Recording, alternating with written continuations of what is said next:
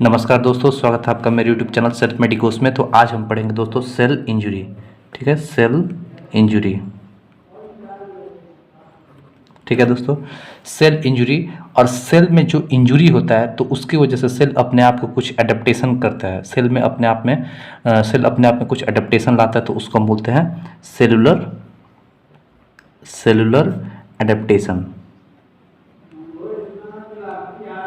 ठीक है दोस्तों, तो सबसे पहले हम आपको बता दें कि सेल में इंजरी कैसे होता है। सेल में इंजरी का जो इसमें कॉज है वो होता है स्ट्रेस। जैसे कि मान लीजिए कि ये कोई एक नॉर्मल सेल है। ठीक है दोस्तों, नॉर्मल सेल हो गया ये। तो ये नॉर्मल सेल हो गया। नॉर्मल सेल के ऊपर दोस्तों क्या होता है, एक स्ट्रेस आता है। ठीक है, ये स्ट्रेस आया और स्ट्रेस की वजह से नॉर्मल सेल में कुछ इंजरी होगा। तो अब क्या होता है कि सेल में सबसे पहले कभी भी स्ट्रेस आता है तो सेल नहीं चाहता है कि उसमें कोई इंजरी हो। तो इससे बचने के लिए सेल वो अपने में कुछ मॉडिफिकेशन लाता है, कुछ एडेप्टेशन लाता है। उसको हम बोलते हैं सेलुलर एडेप्टेशन।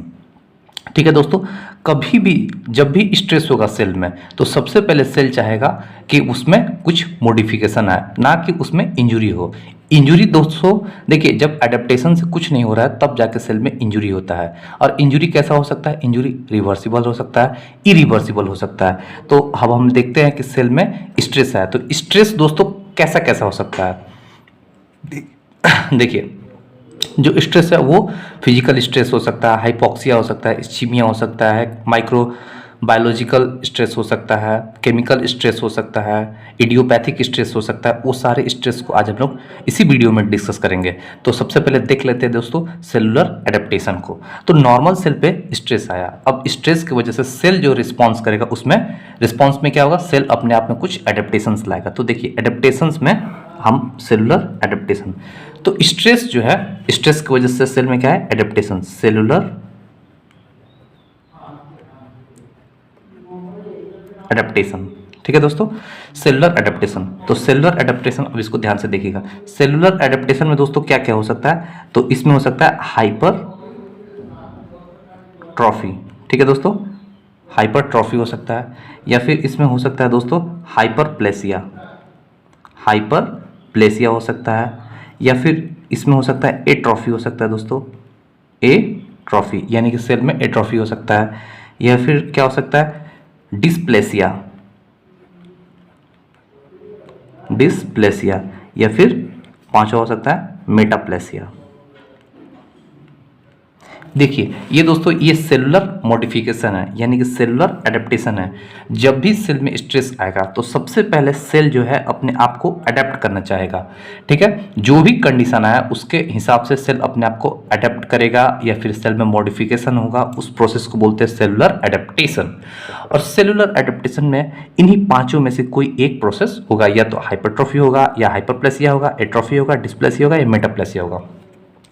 अब क्या हुआ, जैसे स्ट्रेस रिमूव हो गया, देखिए ये यहाँ पे स्ट्रेस जो है रिमूव हो गया आफ्टर सम टाइम, या after a few days, after a few week stress remove हुआ। तो स्ट्रेस रिमूव होने के बाद ये नॉर्मल स्टेज में आ जाता है, जो सेल है वो नॉर्मल स्टेज में आ गया। ठीक है दोस्तों, तो ये था हमारा सेलुलर एडेप्टेशन। अब क्या है कि जो स्ट्रेस है, ठीक है, अब स्ट्रेस माइल्ड है, यानी कि ना कि स्ट्रेस कम है और ना स्ट्रेस ज़्यादा है। सेल स्ट्रेस जो है वो माइल्ड कंडीशन में, यानी मॉडरेट में है। तो इसमें क्या होता है कि सेल में जो एडेप्टेशंस करने से काम नहीं चलने वाला है। सेल में कुछ ना कुछ तो इंजरी जरूर होगा, सेल में एडेप्टेशन से नहीं होगा, तो सेल में कुछ ना कुछ इंजरी होगा। तो ये इंजरी दोस्तों बहुत कम होता है, तो इसलिए हम इसको बोलते हैं reversible cell injury, reversible cell injury. ठीक है दोस्तों, यानी कि जो भी सेल में इंजरी होगा वो वापस से रिकवर हो सकता है। यानी जैसे ही स्ट्रेस रिमूव होगा ये सेल वापस से अपने आप को रिकवर कर लेगा और वो नॉर्मल स्टेज में चला जाएगा, जैसे कि यहाँ पे हुआ है। ठीक है, तो ध्यान से देखिए दोस्तों कि अब रिवर्सिबल सेल इंजरी में क्या होता है, तो रिवर्सिबल सेल इंजरी में डीजेनरेशन होता है, डीजेनरेशन हो सकता है।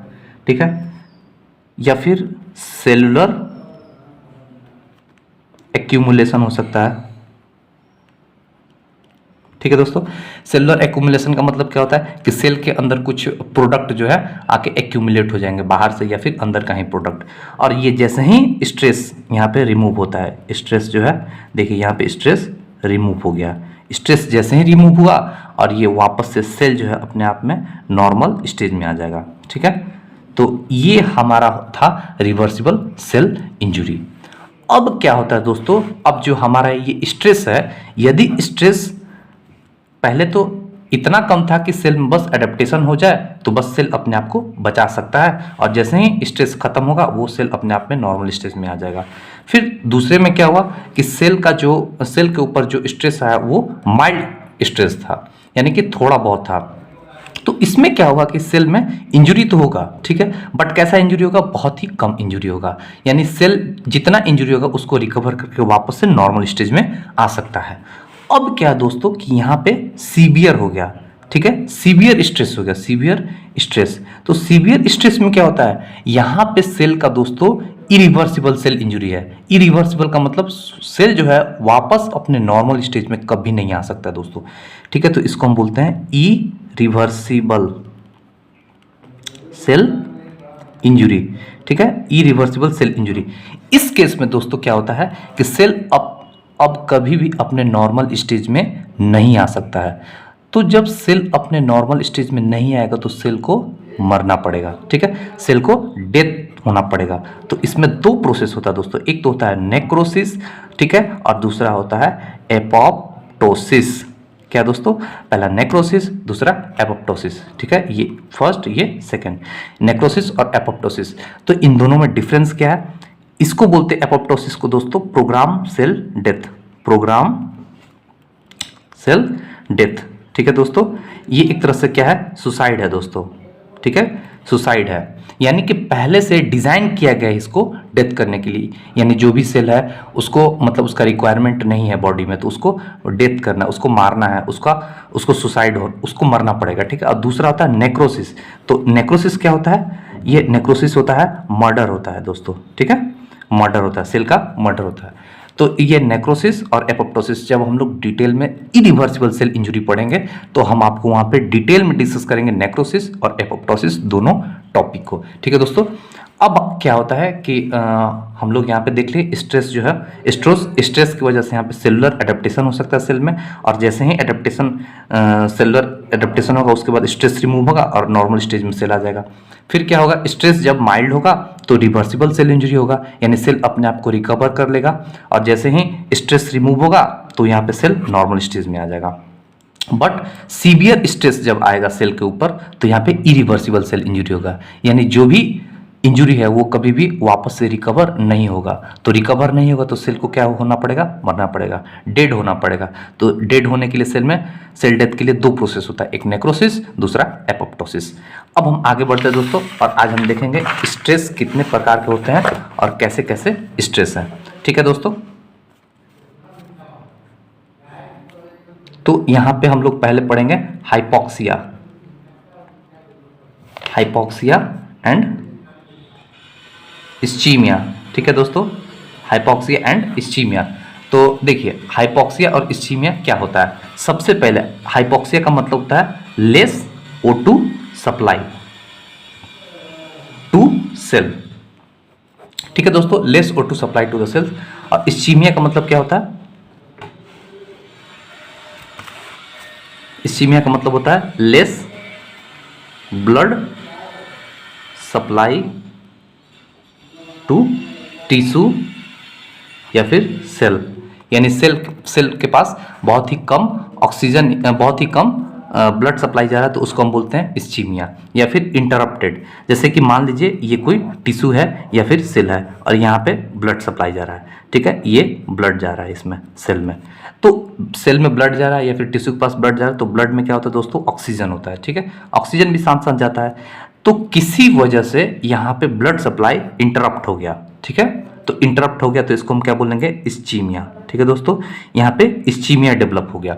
अब इस्चीमिया की वजह से इस टिश्यू को दोस्तों, इस टिश्यू को या फिर इस सेल को ऑक्सीजन नहीं मिल पाएगा, ऑक्सीजन नहीं मिल पाएगा तो इस कंडीशन को बोलेंगे हाइपोक्सिया। ठीक है दोस्तों, लैक ऑफ ऑक्सीजन को हाइपोक्सिया बोलते हैं, और लैक ऑफ ब्लड सप्लाई को या फिर इंटरप्टेड ब्लड सप्लाई को इस्चीमिया बोलते हैं। तो ये दोस्तों हमारा एक स्ट्रेस का कारण हो सकता है, हाइपोक्सिया एंड इस्चीमिया। दूसरा बात करते हैं दोस्तों यहाँ पे फिजिकल स्ट्रेस। फिजिकल स्ट्रेस, तो देखिए फिजिकल स्ट्रेस क्या हो सकता है दोस्तों। फिजिकल स्ट्रेस में हम सबसे पहला पढ़ेंगे फिजिकल स्ट्रेस। फिजिकल स्ट्रेस में दोस्तों फिजिकल ट्रॉमा। फिजिकल ट्रॉमा, तो फिजिकल ट्रॉमा का मतलब क्या होता है, जैसे कि रोड एक्सीडेंट हो गया दोस्तों, रोड एक्सीडेंट, ठीक है, रोड एक्सीडेंट हो सकता है। और क्या हो सकता है, thermal stress, sorry thermal trauma, ठीक है। थर्मल ट्रॉमा का मतलब क्या होता है दोस्तों, या हीट, या फिर मान लीजिए कोई भी बॉडी का ऑर्गन या फिर पार्ट जल जाए, या फिर ज़्यादा ठंड लग जाए, हीट या फिर कोल्ड से जो भी स्ट्रेस आएगा बॉडी में उसको हम बोलते हैं थर्मल ट्रॉमा। और तीसरा दोस्तों क्या हो सकता है, रेडिएशन की वजह से हो सकता है, ठीक है, रेडिएशन की वजह से हो सकता है दोस्तों।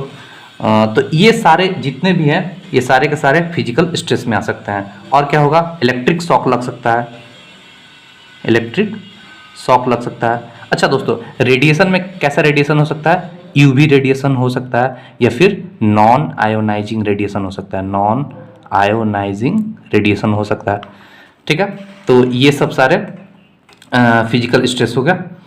अब हम बात करते हैं दोस्तों फिजिकल स्ट्रेस के बाद तीसरा है केमिकल स्ट्रेस। केमिकल स्ट्रेस, जो स्ट्रेस है वो केमिकल स्ट्रेस भी हो सकता है। तो देखिए केमिकल स्ट्रेस में क्या क्या हो सकता है, ए में आ जाएगा स्ट्रॉन्ग, एसिड, या फिर अल्कली।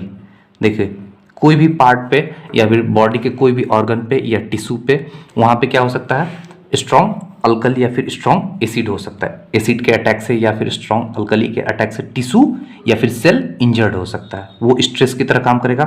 दूसरा दोस्तों इंसेक्टिसाइड या पेस्टिसाइड, इंसेक्टिसाइड या फिर पेस्टिसाइड्स, ठीक है दोस्तों, इंसेक्टिसाइड या फिर पेस्टिसाइड। या फिर क्या हो सकता है, मोर O2 supply, more O2 supply with high concentration, ठीक है, हाई कंसंट्रेशन से ऑक्सीजन सप्लाई हुआ किसी भी सेल या फिर टिश्यू पे, ठीक है, प्योर ऑक्सीजन जिसको बोलते हैं, तो वो भी स्ट्रेस की तरह काम कर सकता है, वो भी सेल को इंजर्ड कर सकता है, ठीक है दोस्तों।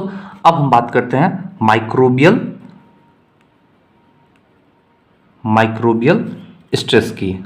तो देखिए माइक्रोबियल स्ट्रेस ये आप लोग जानते होंगे। देखिए माइक्रोबियल स्ट्रेस में क्या हो सकता है, माइक्रोबियल स्ट्रेस में जितने भी बॉडी पे डिजीज होता है, डिजीज किसकी वजह से हो सकता है, डिजीज देखिए वायरस की वजह से हो सकता है, बैक्टीरिया हो सकता है,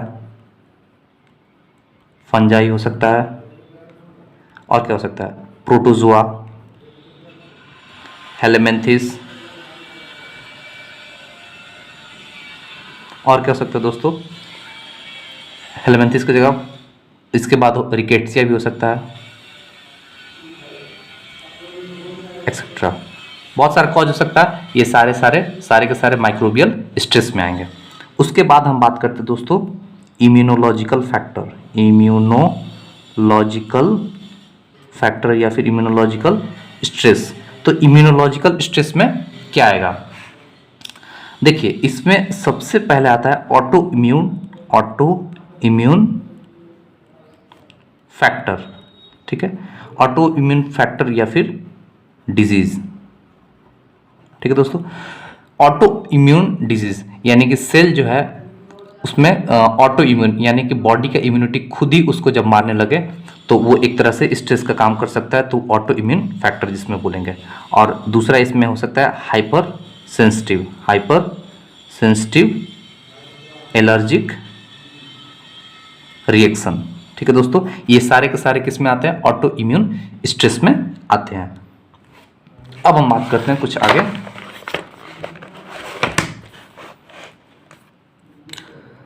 सेवेंथ नंबर की न्यूट्रिशनल डी अरेंजमेंट, ठीक है दोस्तों, न्यूट्रिशनल डी अरेंजमेंट। अब देखिए न्यूट्रिशनल डी अरेंजमेंट क्या होता है, यानी कि बॉडी में किसी प्रोटीन की कमी या फिर कार्बोहाइड्रेट की कमी या किसी न्यूट्रिशन की कमी से वो स्ट्रेस डेवलप हो सकता है। तो उस स्ट्रेस को हम बोलेंगे न्यूट्रिशनल डीअरेंजमेंट स्ट्रेस। ठीक है, उससे स्ट्रेस डेवलप हो सकता है, उससे सेल इंजर्ड हो सकता है। तो सबसे पहले इसका बहुत ही कॉमन एग्जांपल है दोस्तों, प्रोटीन की कमी से क्या होता है, प्रोटीन की कमी से क्या होता है बच्चों में, क्वासियोरकर होता है, और क्या होता है, मैरास्मस होता है। ठीक है दोस्तों, और ओवरऑल न्यूट्रिशन डेफिशिएंसी से क्या होता है दोस्तों, ओवरऑल न्यूट्रिशन, ये तो ए हो गया, ये बी, ओवरऑल न्यूट्रिशनल डेफिशिएंसी से स्टारवेशन होता है। ठीक है दोस्तों, स्टारवेशन। ठीक है दोस्तों, और क्या होता है, सी, एनीमिया। ठीक है, एनीमिया किसको बोलते हैं दोस्तों, ब्लड की कमी को, खून की कमी को, या फिर हीमोग्लोबिन की कमी को हम लोग यहाँ एनीमिया बोलते हैं। तो वो भी न्यूट्रिशनल डीअरेंजमेंट है या फिर न्यूट्रिशनल डेफिशिएंसी की वजह से हो रहा है। तो ये सारे स्ट्रेस जो हैं वो न्यूट्रिशनल डीअरेंजमेंट में आएंगे। उसके बाद बात करते हैं दोस्तों यहाँ पे